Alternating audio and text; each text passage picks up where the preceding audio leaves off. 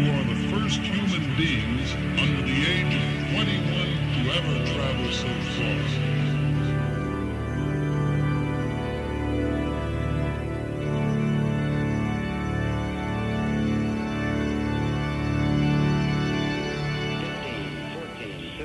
Go for main engine start. 9, engines on, 5, 4, go, GNC, go, econ, go, surgeon, go.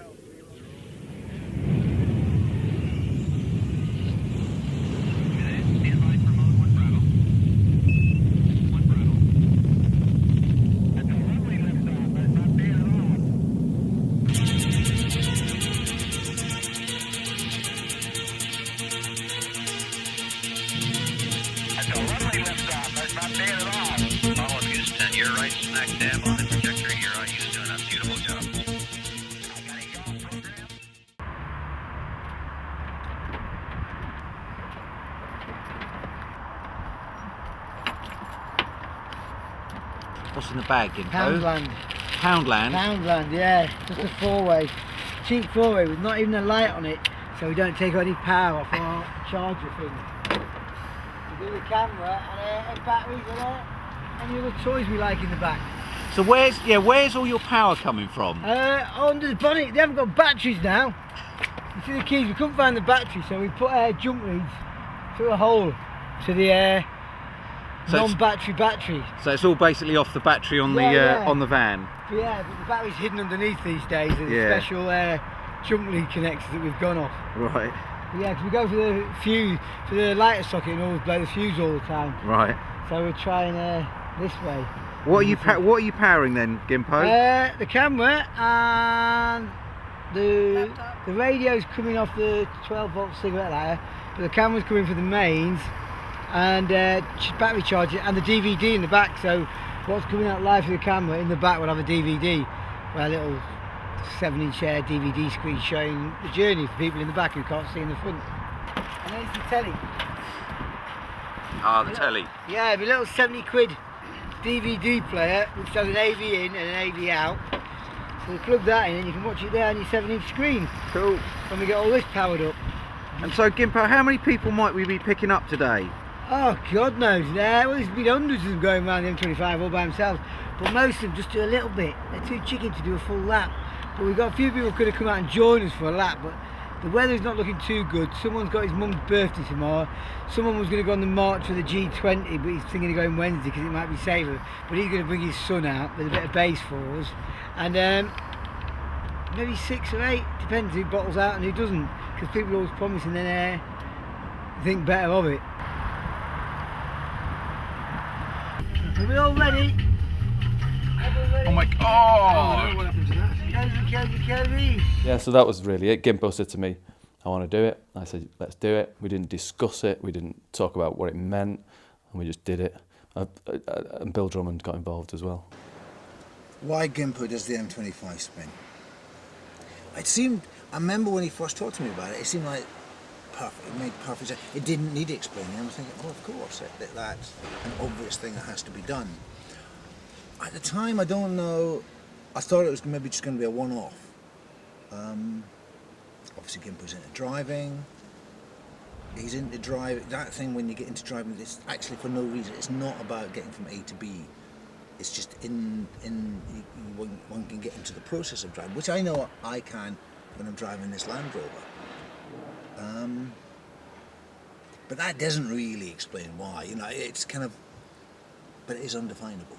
You know, even though I know, I wouldn't know the words to use. Well, the first one, which I think was 1997, I think, I watched quite a lot of it. We were in a park up the road and we had 3 cinema tents, and one tent we had what was called the video cafe, and in a corner of it they just set up with a little projector. The first one I don't think had any sound on it, and a fridge and a sofa, and they just sat there for the 3 days of the festival, Friday, Saturday and Sunday, and watched 8 hours of it every day. And I'd have to say, in the middle of, you know, an independent film festival, which is what we are, and a lot of the films, some of the films are not all that brilliant, it was actually incredibly peaceful watching the film, which was like, it was like a mandala really, you know, because the camera was screwed onto the dashboard, so it was like you just saw this road going on and on forever, and they kept at more or less the same speed. It was actually really peaceful watching it, so I watched quite a lot of it. So, Mr. Green, how did you get involved with the first spin? That would be around 97. So it'd be with my involvement with Gimpo through a few projects that we did. So he came to me with an idea when we were in Carlisle and we were just having our lunch, and he said, I want to do a drive around the M25 and I want to do it, you know, whenever it was, March of that year. And we're going to do it for 25 hours and I want you to be involved. Because we around that time we'd done some other projects that involved quite a lot of driving. So we were kind of in the driving mode of doing things and doing seemingly pointless projects to just kind of amuse ourselves really. And he thought of this idea and I just thought that's brilliant. So we're going to do it. And then I said, we'll film it because we need to film it on videotape. They say that the M25 is this huge cult sigil. Right. And it's basically, if you keep on driving around, you sort of you create the energy field. Right. And he said, oh, we're doing it again next year. Do you want to come along? So I said, fair enough. And at that point, he seemed to be recruiting any number of people, basically as many as possible, all these folk. And there was a bunch of people who were basically all sort of said, yeah, sounds good. And most of them turned up, I have to say, sort of that following year. And that was the first time I actually did the whole thing, driving the full 25 hours. Because I thought, well, you got to, haven't you? And I just drove my own car. I had a couple of, well, various people sort of got into the car, you know, sort of interchanged. But I was, one of the other vehicles that was rolling along. And that was it. When we first started, about year 2 or 3, people were getting interested, and then all these people, because we're filming the vehicle at the road in front, they're all swerving in front of us to get in the movie, and there were so many near crashes, it was like, oh, fucking hell, And I try and keep it quiet now. If people want to go and drive around, they can drive around, we're welcome to that, to do it on the same date as near to the Easter equinox as possible. Not Mothering Sunday though, the weekend after or before. And they can see the van, they can just go around and do it themselves. It's a free road, you just help yourselves and do it. So we don't try and get a convoy going, because you get pulled over for convoys, don't you? Sure. But it's just you can all go out and have a spin yourself. You're not allowed to race on public roads unless you're military or police. Right. So it's where it's a spin. It's not a race, it's just a spin. And we'll see where we go at the end of it. Well, you know, when you go out for a spin, you don't know where you're going, do you? No. So you get there. Well, that's where, yeah, where... Anyway, we've got to get ready for nearly midday and we'll have to get onto the bridge. We have to stop top dead centre of the QE2 bridge for midday. Okay. That's the start. And it's good because it's, what is it? The clocks go forward, so we do 25 hours. We don't stop till 2 o'clock tomorrow. 2 o'clock it's a real tomorrow. pisser. It feels a bit longer. Right. Then it's hard cut. And we go round clockwise. The outside lane, not the inside lane, that's the shortcut. And so do you only go clockwise? Yeah. Right, okay, cool. Outside lane. Outside lane? Yeah, inside lane's the short way. Okay, no problem. And this year, halfway. So today's up till half 12 tonight, it's year 12 and a half part 1, and after half 12 it's year 12 and a half part 2, because a few people are spooky the 13th year and we think we're going to die tonight. Ah, right. No deaths on it. So nobody wants the Drummond artwork, because Drummond's done an artwork, Gimpo. And the first one to die on the spin gets it. Their family will. Cunt, he did that a few years ago. So we've made sure none of us are dying. No, right? no, none of us are dying. None of us dying. No. We'll get a bridge jumper, then you can have it. Someone jumps in front of us, Death Race 2000, we're up for it. Half a tank of diesel, but hopefully he'll do 2 laps. Half a tank of diesel, okay, cool. Yeah, because we did our Tesco's and the machine would only take £59 off my card. Because we couldn't be asked going in for some reason. Yeah. There's no power coming.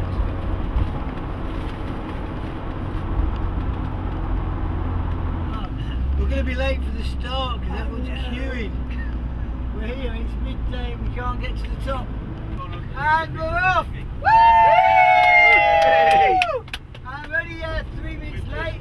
Spin. No, we're 1 minute late. 1 minute late. Actually, not even a minute late. Car late. Yeah, no, we're on time. Traffic. I mean, that's good going for the M25. Yeah. It finished 25 hours after we started. But where he finished, it doesn't matter because you still have to go that bit further. But we never go back on ourselves. Let me help you. I don't know if it's an achievement, but just thank God it's over and we're there. Plant a flag and go home. That's it, isn't it? When you get there, it's like, oh, right, what next? Look for something else. So is it? Look for something. I mean, I'd like to just stop the van and blow it up then and burn it, or just drive it into the first bridge you come to. Get out and walk home wherever I live. That'd be a good one. That's what we don't have DJs now. Gimpo, can you place... When did the spin happen this year? When? Oh, yeah, 18th, was it? The full moon, the oval, the nearest the moon was to the Earth for the last 19 years. And it's elliptical or oval turn, isn't it? Yeah, it's a full moon in March the 18th or 19th. And so was the kind of the full moon... The full moon just coincided with it, luckily, this year. That didn't help you to persuade to have it that weekend? Because No. it shifts weekends, doesn't it, the spin? Yeah, but it's the closest to the 23rd each year, as long as Mothering Sunday isn't there. Okay. And Mothering Sunday's just gone, so we're okay, so we can have it well before that. So it didn't even coincide with the clocks going forward this time. So we only did the 25 hours and not feeling like 26 hours. When sometimes it used to breach summertime, doesn't it? Yeah. But we didn't have that, so no, it was just the 18th to 19th. Closest to the 23rd, as long as it's not Mothering Sunday. How long have you been wearing glasses?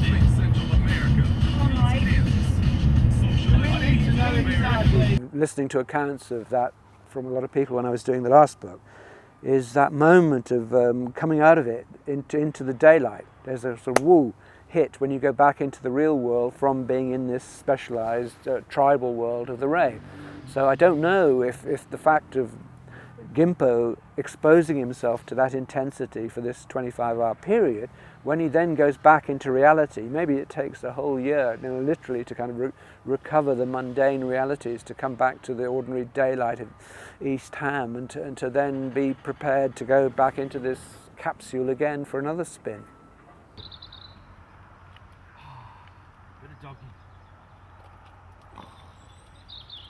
The influence of Bill and Jimmy is definitely clear. That sort of heroic sort of pig-headedness, that the quest is a thing, is definitely played a part. I mean, he was, if you think he was he was a squaddy and he leaves the army and becomes a band manager or a roadie or something like that, that life should have gone quite smoothly. But the fact that he was ending up with Bill Drummond and Jimmy Courtney has probably twisted his life quite a strange direction. It should have been far simpler for him, and then the world of art and outsider art and things like that.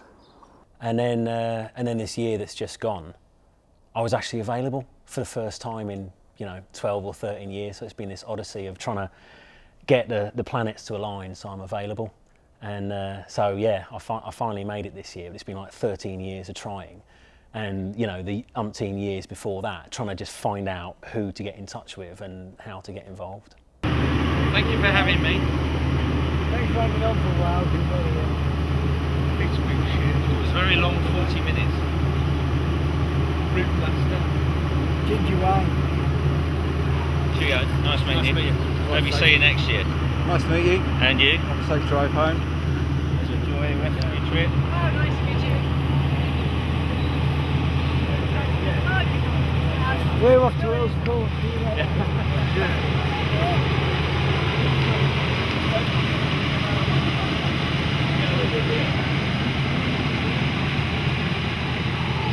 I can't imagine the established art world ever really going for it, but I mean, to my mind, it's definitely art, but it's outsider art. It's being made for the sake of making it, with no commercial understanding of what the industry wants or anything like that. It's just a genuine thing sort of coming out of him. And it's good as well, it's good art, but as I say, it's outsider art.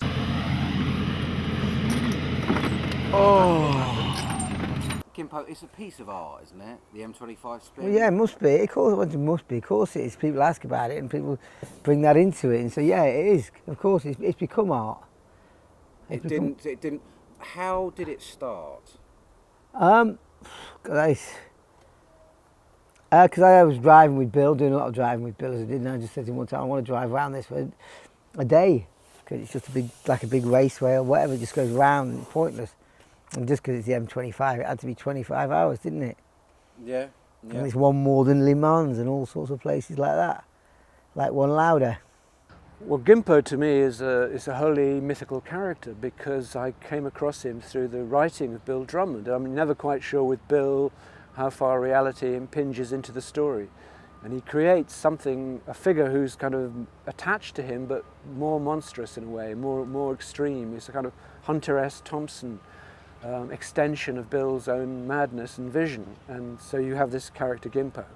The name is perfect, and what do we know about him? We're told he's some kind of ex-squaddie, he's dangerous, he lets off flares and weapons now and again, and he's Bill's backup. So I'm deeply fascinated by him as a character, but I don't know anything about him, and I don't know if he's true or not. And then when I walked with Bill up to the M25 from the Millennium Dome, during the course of that day, little stories emerged about Gimpo, and it became obvious that he really is somebody, and he was out there for the burning of the £1,000,000 and maybe the fact that he had to film the burning of the £1,000,000 set him off into a trajectory whereby he had to undertake even more extreme actions himself to keep within that mindset.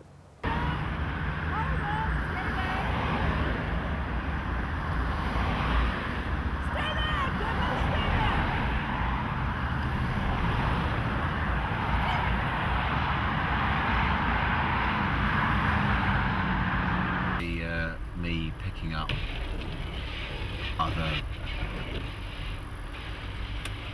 batteries and stuff, couldn't it?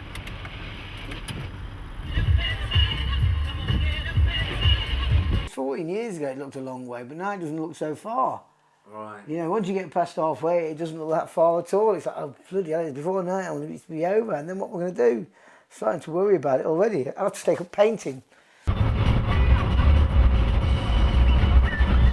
Dave Green and Bill Drummond came on the first spin, and And it was just the three of you? yeah, just the three of us. We had a couple of friends with cameras to try and capture it and everything, but they got lost at times because they were filming us going around in the vehicle. All we had was a VHS camera in the van, to a machine in the back. We can get 6 tapes, 3 hours on each tape or something, I think it was.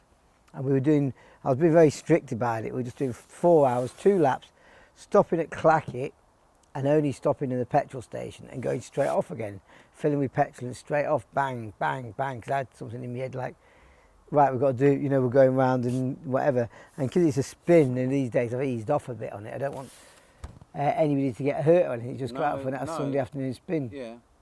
And so we do stop and go into the services and have a nice rest in the evening sometime for, you know, an hour and a half or whatever, and cups of tea to wake us up in the early hours.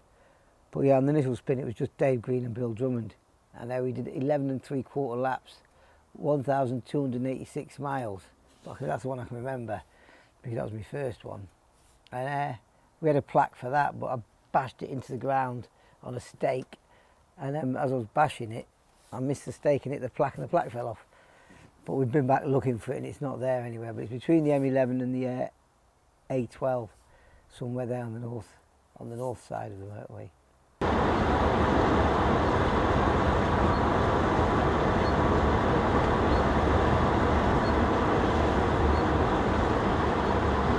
I suppose there's a sort of, I don't know, unpredictability to it. Because, you know, certainly in the early days, you didn't know how outside environs would react to the fact that we were driving around the M25 for 25 hours. But then if you think about it, you know, there isn't a law against it, so, you know, sort of, what's the issue? But I think that sort of people just assume, certainly people who came on the spin, there is this sort of assumption that there's oh, crikey, what's going to happen? But really, it's just same thing really. But same thing in terms of never the same as ever previously existed. So they are, each spin is uniquely different, and they're the same because they're all uniquely different.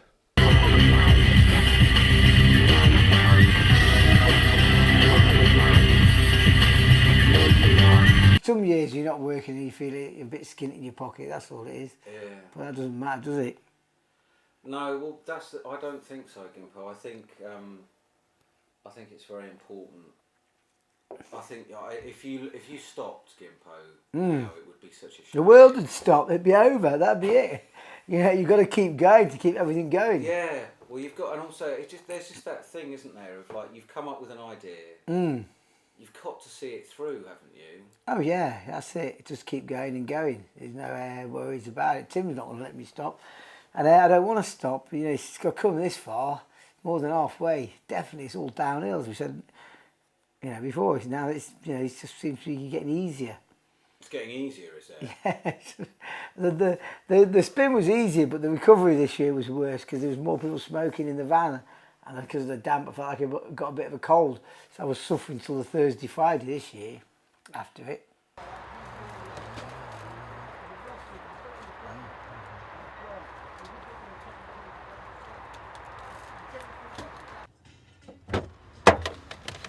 Lovely. What was missing, Tim? Twin splitter. So we can run another sound lead out into another piece of equipment. We need to get going now. We do. Hey! Oh, carrot! Carrot!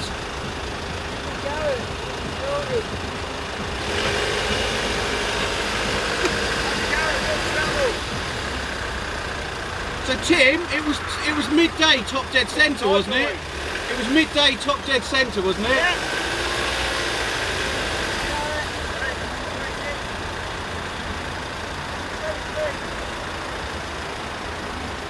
Which spin was this? Don't fucking ask me. It was this year's spin, but I don't know what, 15, 14, 14.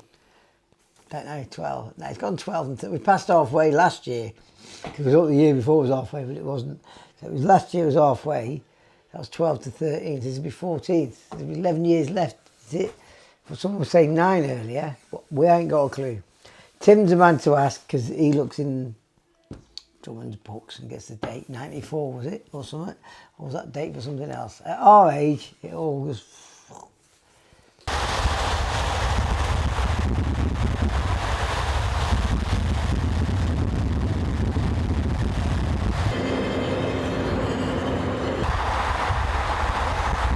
On the old Black Smoke website, in the summer with this girl, we went into the forum, found Tim's number.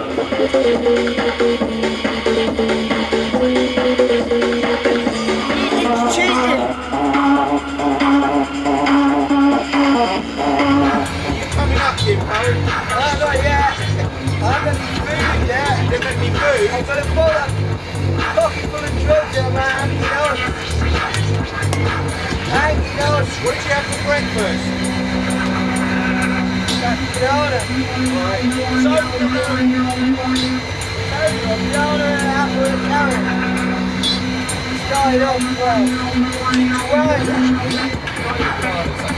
Yeah, some banana.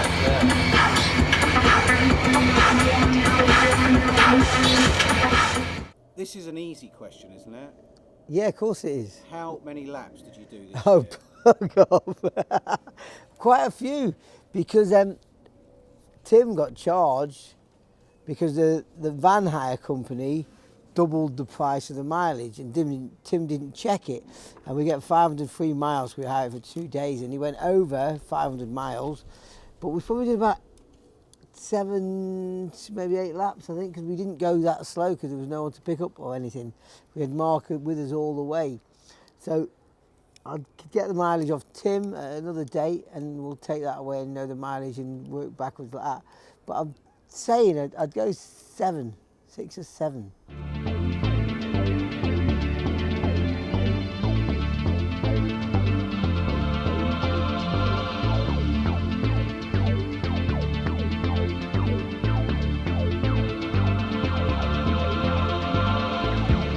As you see, they have just left the hangar deck at the Temple and have cleared the airlock into the colony.